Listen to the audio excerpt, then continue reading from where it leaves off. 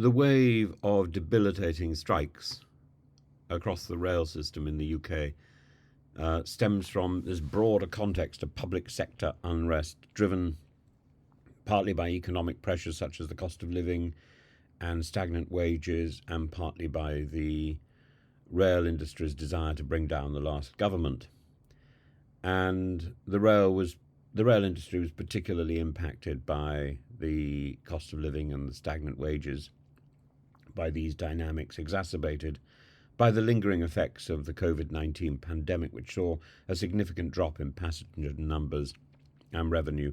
But I think it's also been affected by a slump in quality and care, with its rolling stock not even owned by the railways themselves, owned by another company, and the margins for improvement so small, with so much money being raked in by the shareholders of this company that owns the rolling stock. And when you talk to railway staff, which I do when I'm taking journeys, you get the impression that people are miserable, that people they don't see much hope in the system.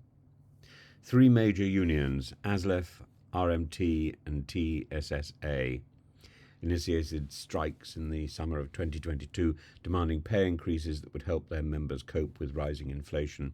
And the government and private train operators argued that any pay increases would need to be accompanied by significant reforms to working practices in order to cut costs and sustain the industry's financial viability post-pandemic.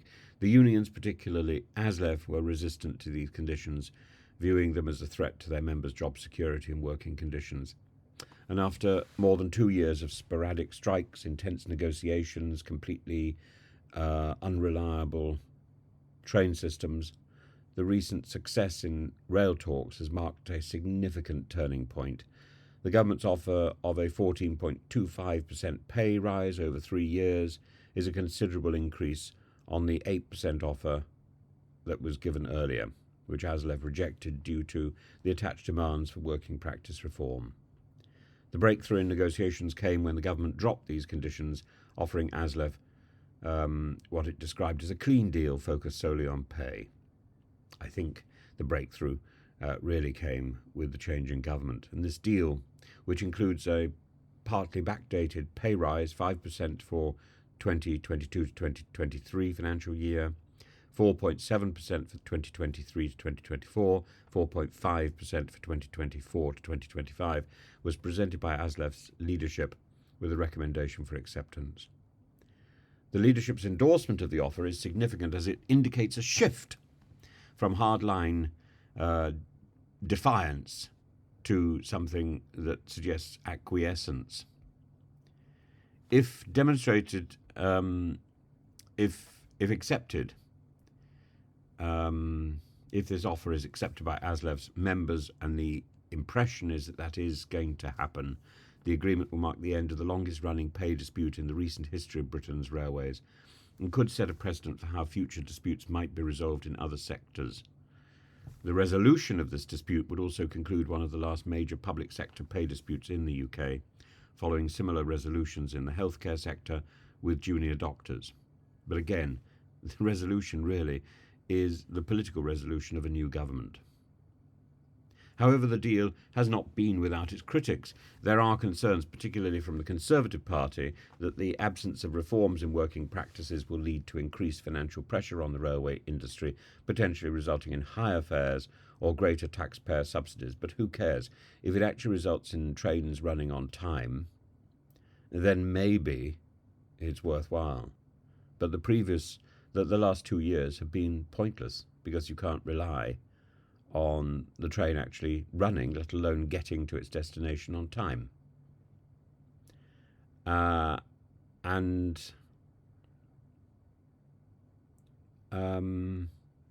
subsidies, again that issue. Do we? I suppose we need subsidised rail, but first of all, we need rail which is actually going to work. And the HS2 concept is an almost unnecessary indulgence. Who cares if it's going to be 10 minutes or 50 minutes faster, if it's going to take us 10 to 15 minutes to get from one platform to the other, and if we can't be sure that it's actually going to run because of the industrial discontent. The deal now represents a significant victory for ASLEF and its members. It secures a substantial pay increase without the concessions that have previously been demanded. And the success of these rail talks reflects the complex interplay of economic pressures, political negotiation, union activism, and political bias. While it offers a resolution to a prolonged and costly dispute, it also leaves unresolved questions about long-term functionality, about the sustainability of the railway industry in the UK as a whole, and the system on which the railway industry delivers its product and actually functions is, I think, utterly compromised by this division of rolling stock of trains. The actual trains are not owned by the companies that operate them. And that is the biggest problem. And the margin for profit is so small, it only takes a small problem to knock the entire thing into chaos. And there used to be an understanding that you can offset the expense of running a passenger railway by running a lot of freight trains in the middle of the night. I'm not sure how viable that is anymore, but maybe there's somebody in the comments who is involved in railway and knows so much more. Please leave your comments. Let us know if you think the railways can survive this. I don't know. I would love to think that the railways can, but one of the problems is the railways don't go where we want to go. The railways stop in the middle of a city, and that's it, and you're stuck.